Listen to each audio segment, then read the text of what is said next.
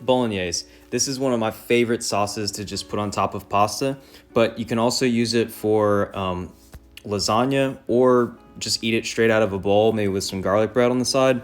This is a really, really good sauce. It's really, really easy to make. So if you want to sit back, give me a few minutes, I'll show you just how easy it is.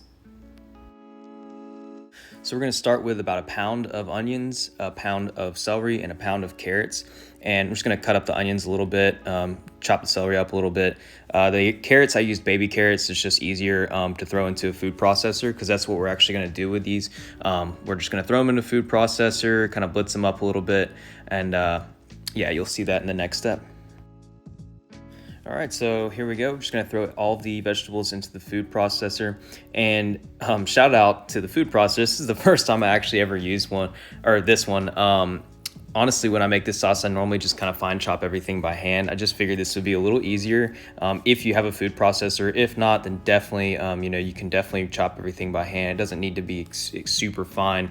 And you'll see here, honestly, like I said, since this is the first time I've used this, I went a little overboard in the mixing. So just be careful with that. If you are going to use a food processor, maybe put half the amount of vegetables that I put in there at one time, just so everything can get blended up easier. And so you'll kind of see what happens. I kind of made more of a puree, which is not what you really want. You want more of it to be kind of chunky. It should be a pretty chunky sauce, but obviously it's worked out fine. The flavors are still there, so I'm not mad at it. All right, so in a large pot over medium-high heat, just add a little bit of olive oil, and then we're gonna go ahead and dump in the vegetable mix. Now that we've got the vegetables simmering, we're gonna go ahead and add in 1 tablespoon of fresh chopped garlic, and then 1 tablespoon of salt, half a tablespoon of black pepper, and half a tablespoon of dry rosemary.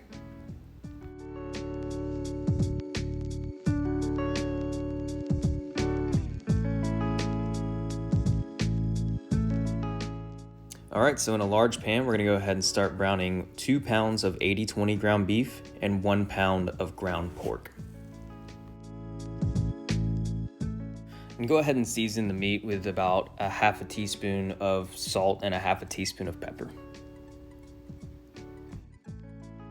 And make sure to stir your veggies pretty constantly. You should have them over like a medium-low heat, just a little simmer going. You don't want any browning or caramelization on these. You're just trying to sweat them. All right, so now that the meat is completely done cooking, what we're gonna do now is take a 1/4 cup of a dry red wine, and we're gonna add that to the vegetables, and then we'll go ahead and add the meat into the pot as well. Just try to aim for the pot as opposed to spilling the meat off the side. But as you can see here, there's a lot of like juice, and so that's a lot of juice from the meat, and it's also a lot of fat from the meat as well.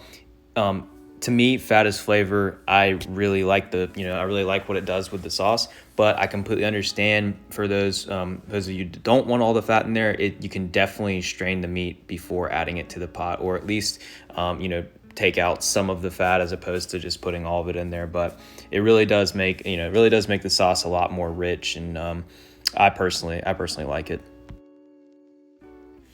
Next step is just to add some tomatoes. So I've got 2 cans, 28-ounce cans of diced tomatoes, and you can use any brand. I chose this one. This is a brand that I use a lot for making pizza sauces and stuff like that.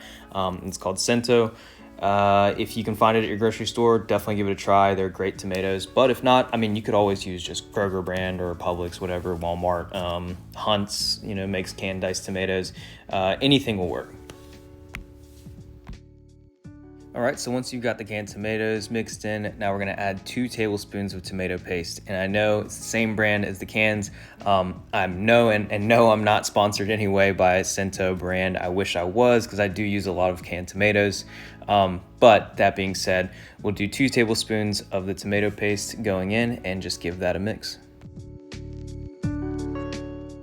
And the final ingredient, and this is gonna sound weird, half a cup of whole milk. And I know what you're thinking, tomato sauce with whole milk, that sounds really weird. And yes, it does sound strange, but it's going to make the sauce it has like this velvety, it's like a really rich, creamy texture, and it's really, really good. So definitely don't skip that. All right, so you're just gonna let that go, just simmer on like a low heat for anywhere from 2, 3, 4, 5, 6 hours. It just depends how long you want to let it go. I like it to be really thick and reduced down a lot. I think I let mine go for about 4 hours here, and you can see it, like how thick it is, and you can still see the chunks of tomatoes, and it's a really great sauce. Once you've reduced it down to the point that you want, the thickness that you want, that's when you'll check and taste for seasoning. So you could put a little extra salt if you need more salt, or more pepper if you need more pepper. So we didn't go too heavy with the salt and pepper in the beginning, and that is why, because it really depends on how far you want to reduce this sauce down, and that's gonna kind of tell you how much salt you need, and it's all personal preference,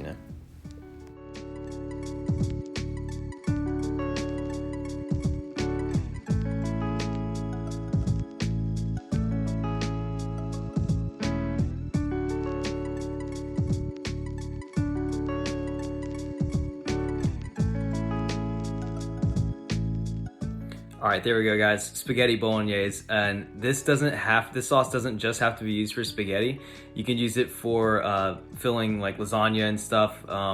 It's a pretty versatile sauce, but it's obviously it's great just on top of pasta by itself. It's got a lot of flavor. I really appreciate you guys watching these videos. If you like the video, give it a thumbs up. Make sure you comment down below and let me know what other recipes you guys want to see. All right, thanks.